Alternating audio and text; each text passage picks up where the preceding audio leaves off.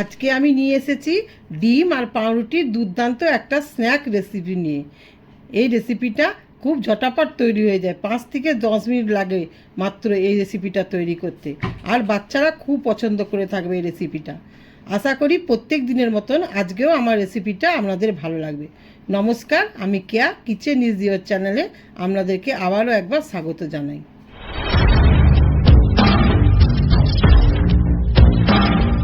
ডিম পাউরুটি স্ন্যাক্স বানানোর জন্য আমি এখানে 8টি পাউরুটি নিয়ে নিয়েছি।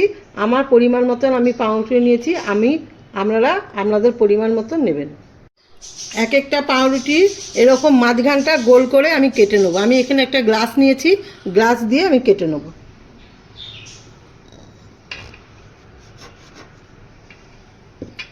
আপনারা কৌটোর ঢাকা দিয়েও কাটতে পারেন বা বাটি দিয়েও কাটতে পারেন।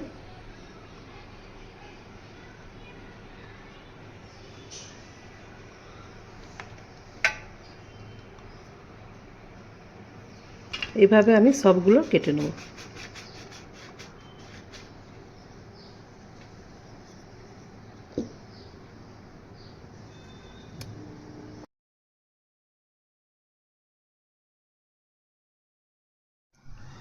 পাউরুটি সবগুলোকে আমি এভাবে কেটে নিয়েছি।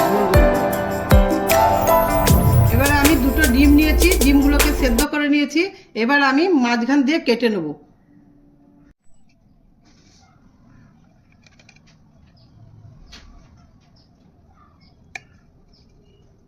ডিমের মাঝের অংশগুলো আমি এরকম করে কেটেছি, কুসুম আছে, আর ধারেরগুলো এরকম আছে। এই ধারেরগুলো আমি গ্রেট করে নেবো, মাঝের অংশগুলো আমি রেখে দেবো।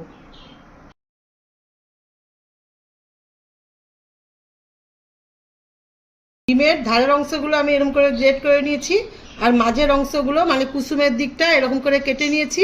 এগুলোকে পাউরুটির মাঝখানে বসাবো। গ্রেট করা ডিমের সঙ্গে একটা ছোট গাজর এরকম করে গ্রেট করে নিয়েছি, ওটা মিশিয়ে দেবো। আর এর সাথে একটা ছোট কাঁচা লঙ্কাকে এরকম করে কুচিয়ে নিয়েছি, সেটা মিশিয়ে দেবো। গোলমরিচ গুঁড়ো 1/2 চামচ, লঙ্কা গুঁড়ো 1/2 চামচ, আর নুন 1/2 চামচ ভালো করে মিশিয়ে দেবো। এগুলো সব ভালো করে মেশানো হয়ে গেছে। এবার আমি 2টো চিজ নিয়েছি, 2টো চিজকে ভালো করে গ্রেট করে নেবো। এর মধ্যে ভালো করে গ্রেট করা হয়ে গেছে চিজগুলো। এবার এর সঙ্গে ভালো করে মিশিয়ে নেব।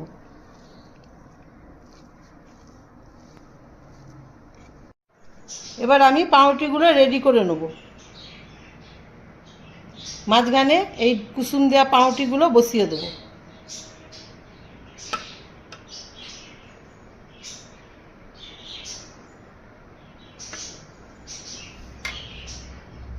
ধারে ধারে চিজ দেওয়া যে করে রেখেছিলাম ওইটা বসিয়ে দেবো।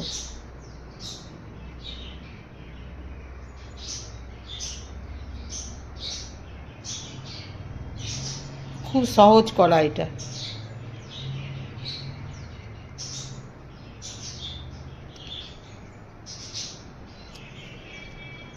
খুব তাড়াতাড়ি খুব সহজভাবেই এটা হয়ে যায়। আপনারা বুঝতে পারছেন কেমনভাবে দিচ্ছি। এভাবে পুরো ভরাট করে দেবো ধারগুলো, মাঝখানে অল্প পরিমাণে দেবো।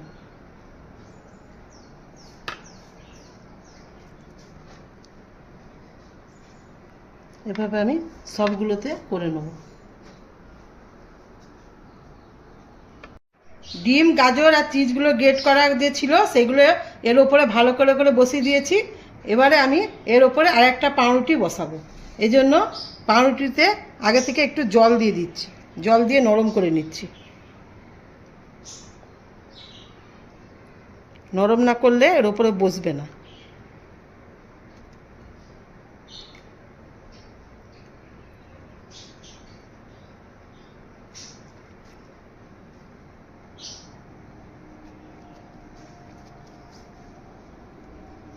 দিয়ে ধারগুলো এরকম বন্ধ করে দেবো।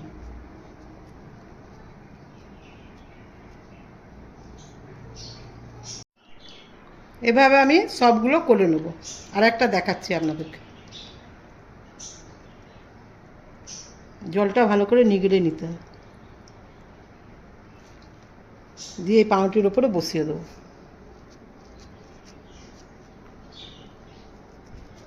ধারগুলো এরকম করে করে বন্ধ করে দেবো।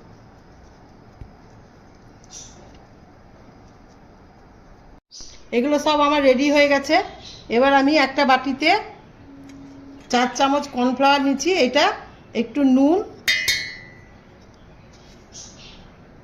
একটু লঙ্কা গুঁড়ো আর একটু অল্প পরিমাণে হলুদ গুঁড়ো দিয়ে জল দিয়ে গুলে নেব। বেশি পাতলাও গুলবো না, বেশি গাঢ় করেও গুলবো না। ব্যাটারটা ঠিক এরকম হবে, বেশি পাতলাও না বেশি গাঢ়ও না। এবার আমি পাউরুটি দিয়ে যে বানিয়ে রেখেছিলাম এটা প্রথমে এই ব্যাটারের জলে ডুবাবো।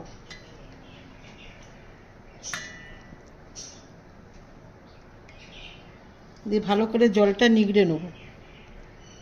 এখানে ব্রেড ক্রাম্বসে রেখে দেবো, দিয়ে ব্রেড ক্রাম্বটা ভালো করে বুলিয়ে দেবো।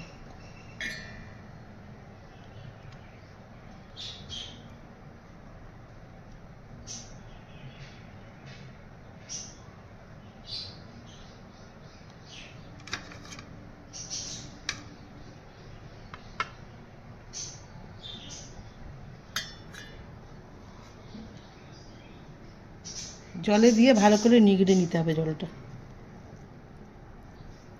দিয়ে ব্রেড ক্রাম্বসে দিয়ে দেবো।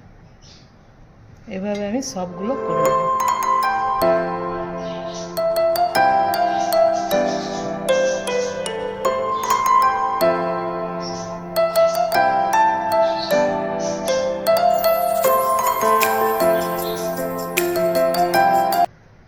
সবগুলো আমি করে নিয়েছি। এবার ব্রেডটাকে ভালো করে এরকম করে করে চিপে দিতে হবে যাতে খসে না পড়ে যায়।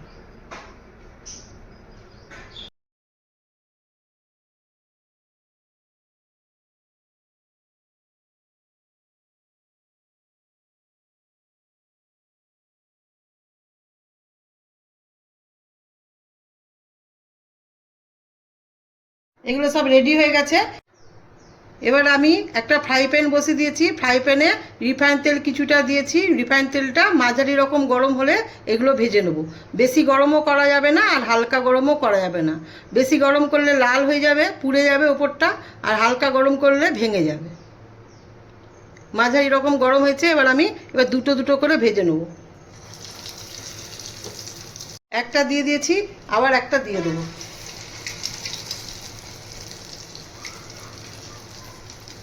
ভালো করে ভেজে নেব।